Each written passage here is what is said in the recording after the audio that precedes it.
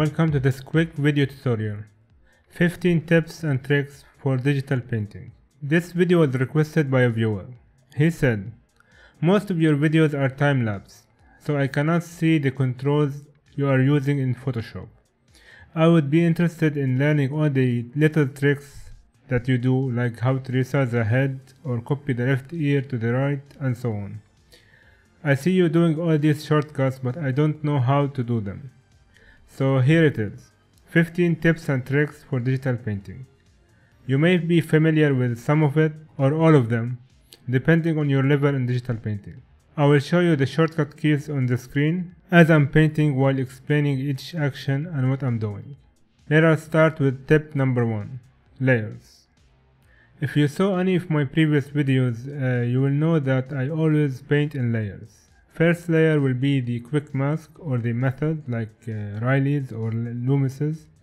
Then I press on Ctrl-Shift-N to add a new layer on top of the basic sketch. Then I make the lower layer more transparent, maybe at 50% opacity from the opacity option. Then I start painting on top of the basic sketch with more solid lines. Now if I'm unsure of the features that I'm gonna paint on top, or I want to change some of the features later on, I add new layers for each feature as I'm painting them one by one. This will make it easier for me to modify each one without the need to modify all of them together.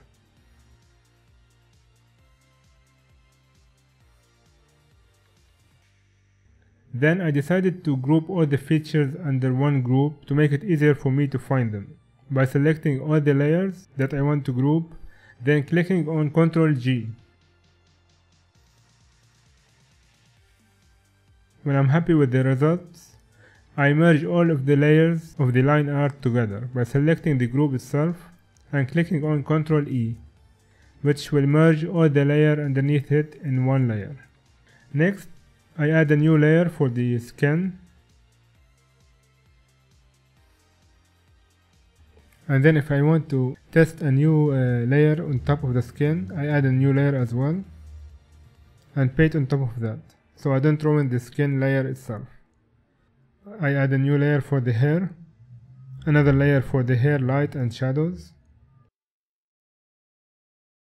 and when I'm happy with the results, I merge the skin layers together and the hair layers together, then the skin with the facial feature and work on top of them as a whole. Then eventually I will merge all the values all in one layer and work on top of them with colors. Tip number 2, scaling features or scaling part of the portrait. Now you may see me using this step a lot by scaling either part of the head or some of the feature individually. This is how I do it. In this example, I find the head a bit narrow, so I select half of the head with the lasso tool, shortcut letter L, and select half of the head and press Ctrl-T to transform the selection, and I make it a bit wider without the need to redraw the whole head again.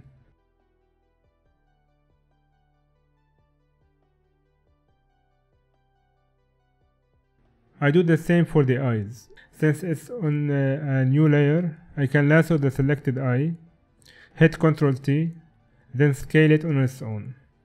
I can do the same for the nose and the mouth later on.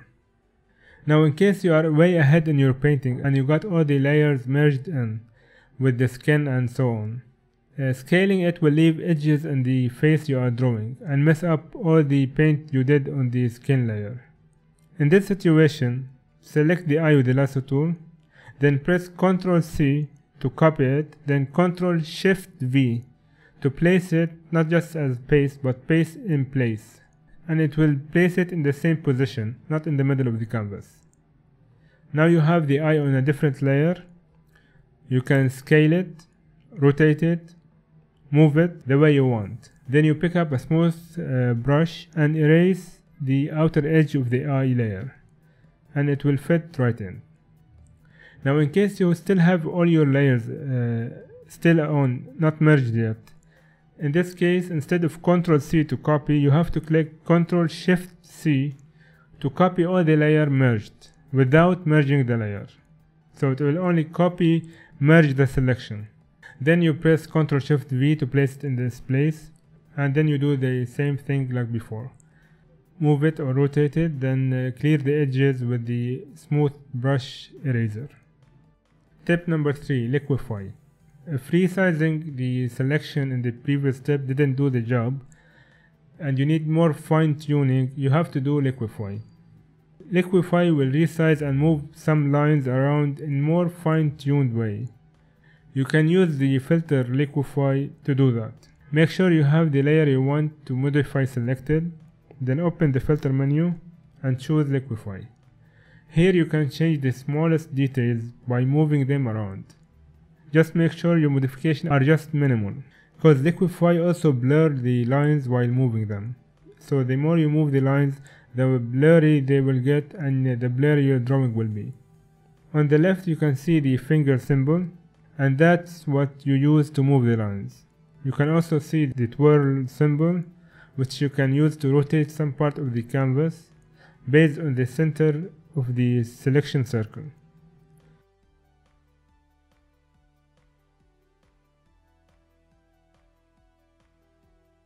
You can also use the pucker or the bloat tools to make lines inflate or deflate, also based on the center of the selection circle.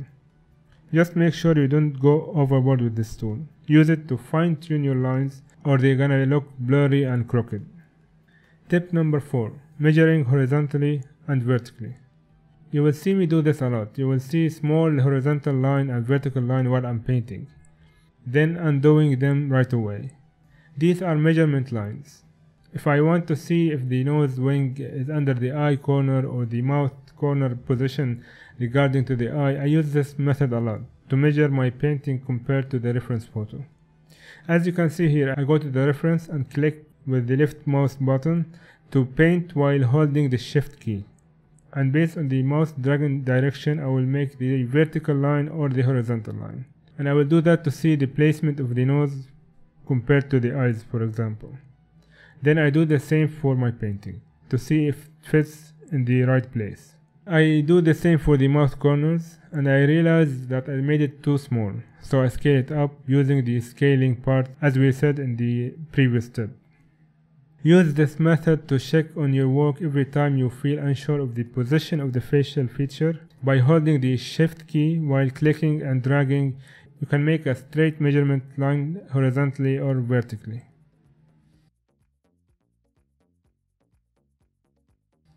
Tip number 5, cutting, pasting and mirroring facial feature.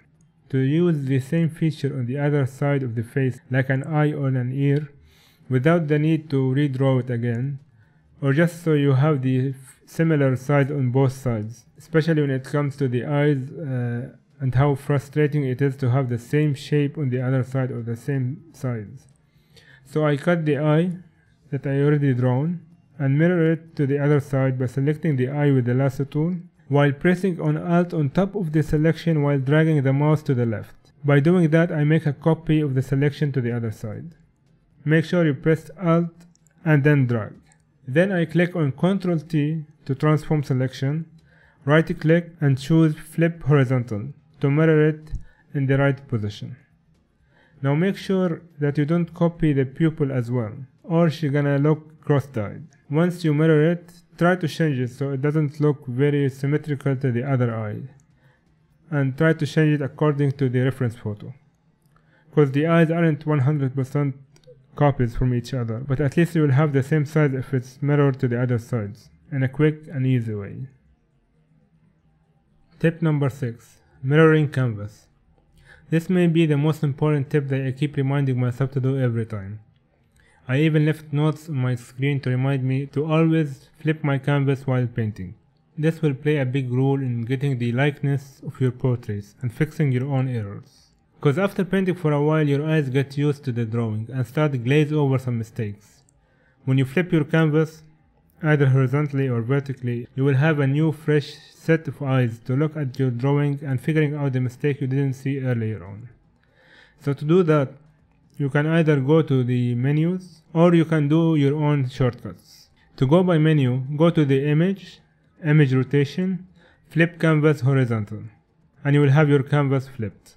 Or if you want to add a shortcut for it, go to the edit, keyboard shortcuts, then go to image rotation, and then flip canvas horizontally, and choose the keys you want for it. I chosen Ctrl-Shift-F to flip the canvas while painting in a quick way. You can choose whatever key you want to do it. I can't stress this enough, always flip your canvas while painting. Tip number 7. Option dusting. Now you might not have seen me use this technique before, but this is what I do before deciding the facial feature for a concept art or a fan art painting. Here is a drawing of a girl that I am not quite settled on the final look of it, so I'm gonna use sort of an adaptation of the Bernie Hogarth method of the sequence projection aid that he used, but I will do that for a portrait instead of a figure drawing. So I made other drawing for eyes, noses and mouth, and I put each set in a different group. And now we can try a very large number of options by mixing and matching these parts together. We can use the eyes from option 1 with the nose of option 2 and the mouth of option 3 and so on. Eventually, I will end up with at least 3 options where I can then finally fine-tune the final option for my painting. That's where layering and organizing your files pays off. Tip number 9. Applying paint and smoothing. Here where we're gonna go into painting techniques more than Photoshop techniques. Here is how I apply paint when I first start painting a portrait. First we have the base color layer for the whole face, one mid-tone layer as a base. Then we add a second layer and click Alt and press on the line between the two layers. This will make the top layer paint only on the transparency of the bottom layer, so you'll only paint on the base layer. Then we add the main values in thick opaque way, like the way you add paint in the oil painting. We add the dark tones first, then the highlights as a hard solid paint. Next we choose a smooth brush and smooth between the layers while picking up the color underneath. So let's look at it more closely. So first we pick up the dark tone and smooth it out toward the light, and then pick up the light color and smooth it toward the dark, and finally pick up the value in between and smooth it both ways. Keep doing this all around the face and you will end up with a smoothed out skin layer. You can also lower the opacity of the brush while you're smoothing till you completely get a smooth in between value without picking up so much paint in the process.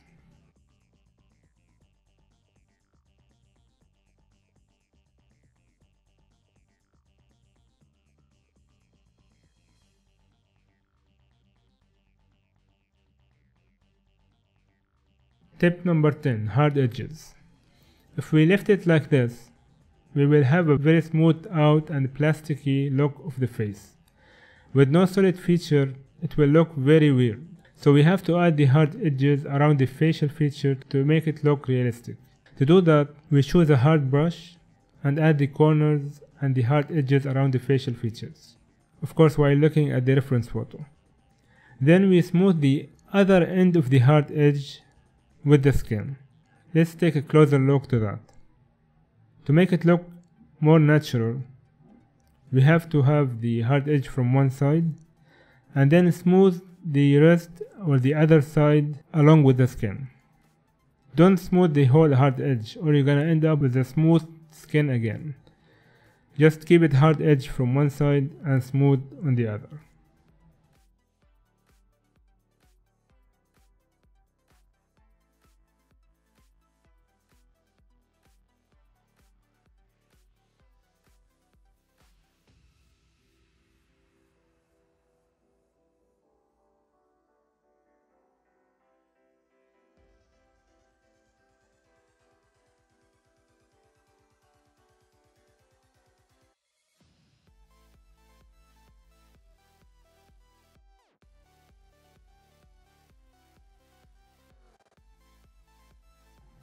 Tip number 11.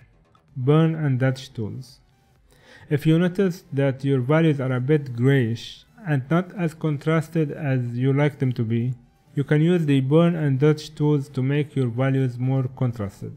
Press the letter O to choose the current tool in the list, either burn, dodge or desaturate, and scroll between them by pressing Shift and O. Make sure you have a very low opacity when you do this, so you don't end up changing the values dramatically. And also make sure you have the protect tones option clicked on, so it doesn't burn the values way off. Scroll between the range values from shadows to midtones to highlight to choose the value you want to change. Use this tool very mildly, not to add values but to fine tune your existing values. Tip number 12. Drawing hair. Drawing hair needs a couple of videos by itself to cover properly, but here I'm gonna show you a quick way to lay down the basic values before adding the details later on. So let's start by creating our own brush. Open a new file and draw a couple of dots different in size on a new layer. Delete the background layer, select a rectangle around the dots and go to Edit, define brush preset and name it if you want, and click OK. Now you have a brush with these dots as a shape of the tip. Now let's make sure that the brush is continuous, not patterned. So we go to the brush window and make the spacing at 1%. As you can see now, it's starting to look like strands of hair. We can add transparency and shape dynamic to make it based on the tablet pressure sensitivity. Now we can do the basic values of hair using this brush to quickly lay down the basic values while having the texture of the hair as well.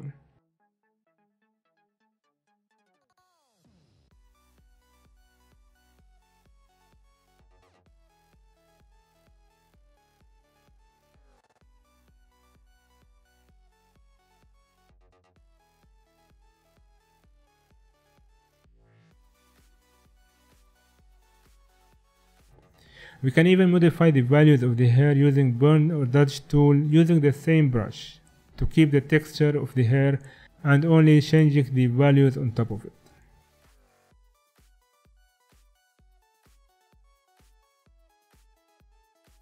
Tip number 13. Texture.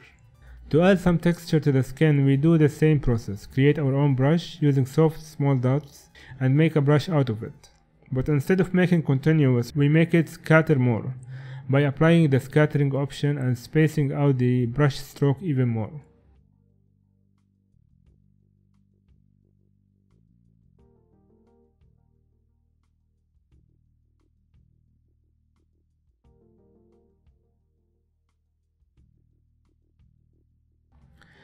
Now we lower the opacity of the texture layer and the brush because we don't want it to be highly visible, and start painting some skin pores based on the value underneath it.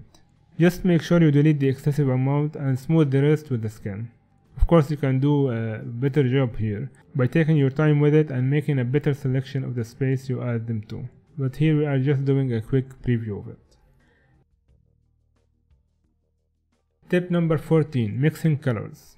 First we're gonna see the difference between mixing color using black and white and mixing color using other contemporary colors. Now colors need a whole new series just to explain, but here is a quick tip for it. Now the basic steps are the same for the two options. We first have our values ready, then we add a layer on top of it and alt click the line between them to make it based on transparency of the lower layer. Then we make the top layer as a color layer by changing the blending mode. Then we add the basic color of the object, red in this case. We add another layer on top and make it an overlay layer to add the highlights using the light red color, and another multiply layer on top of it for the shadows using the dark red color. Now here we have the gradation of the color red using black and white. If you left it like this, your painting will look monotonic and one-dimensional. So you need more color and variety to make it look real. So with the second bone, we're gonna add yellow for the light, violet for the shadow, and red as the midtone.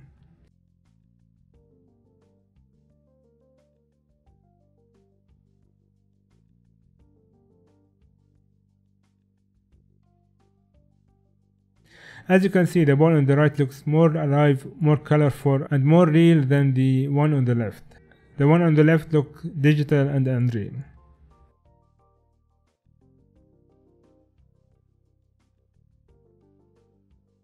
Tip number 15. From gray to colors. So let's apply that to the portrait. We start with the same way with the color layer to add the basic color of the skin.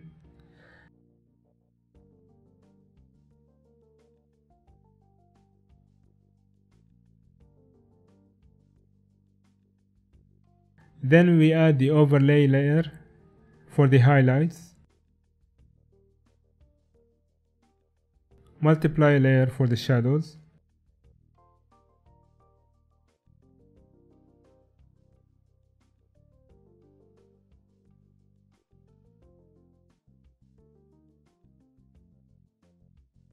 now we add a normal layer on top to add more yellow for the light and more violet and blues to the shadows to make the skin more realistic.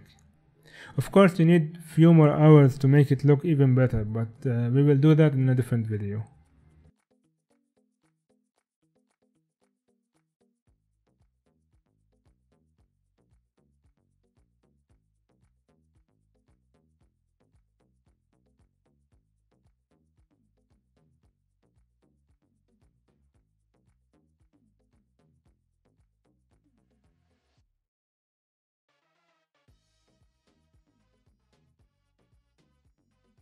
And there you have it, 15 quick tips and tricks you saw me use on my paintings, now slowed down and explained. Hopefully they are now clearer for you to replicate yourself and use them on your paintings as well. This was a quick video tutorial. I'm still working on a different series behind the scenes, by the way, but I thought it would take less time to produce this video, so this is why I did this. Thank you to Jeff for his suggestion for this video, and please keep your questions and suggestions coming. They are the main force behind this channel. Before I go, I would like to thank all the people who donated to my Patreon. Thank you so much for your generosity. If you like to support me on Patreon, please go to patreon.com/rainwalker. Thank you so much for all your help. That's it for now. Thank you for watching, and I will see you in the next video.